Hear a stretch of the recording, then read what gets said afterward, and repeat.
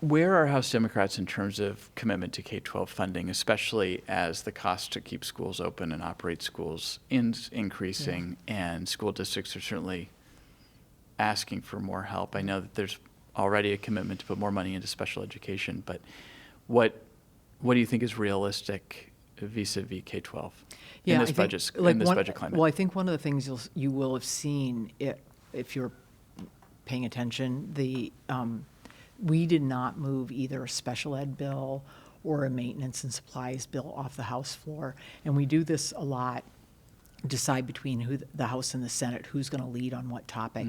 Senate was very interested in leading on the school funding legislative bills. So we've got bills from the Senate over in the House right now. Those will definitely both be heard and considered, very strongly by House members.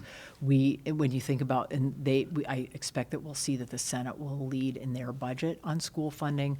We will tend to lead on human services and healthcare maybe a little bit more, and it's in that kind of conversation between the House and Senate lets us have the most robust budgets proposed, where then we can go into final negotiations with everything in play and figure out how far we can get on everything. The Senate Republican budget proposal did include, I think, about $2 billion more for K-12 education. That's right. It is the paramount duty of the state. It was in sort of the immediate post-McCleary environment about 50% of the state budget, and it's now slipped, I think, down into the lower 40s, That's right. mid-40s.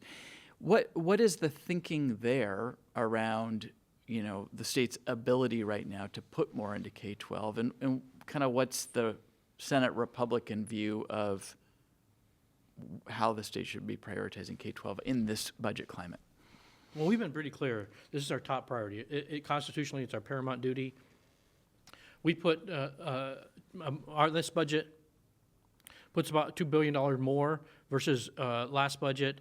Some of that is maintenance level, some of it is focused on special education, some of it is focused on materials, operating costs, and supplies, which have gone up tremendously in the last few years, largely driven by state policy, whether it's energy, driven by the Climate Commitment Act, has gone up in some cases 200% for some school districts.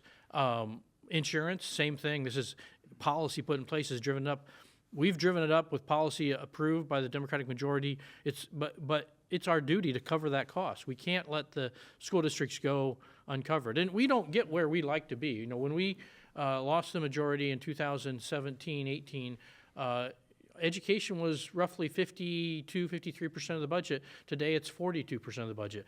Our budget would get it to 44% of the budget. So it doesn't get it where we want to be, but it gets it headed in the right direction.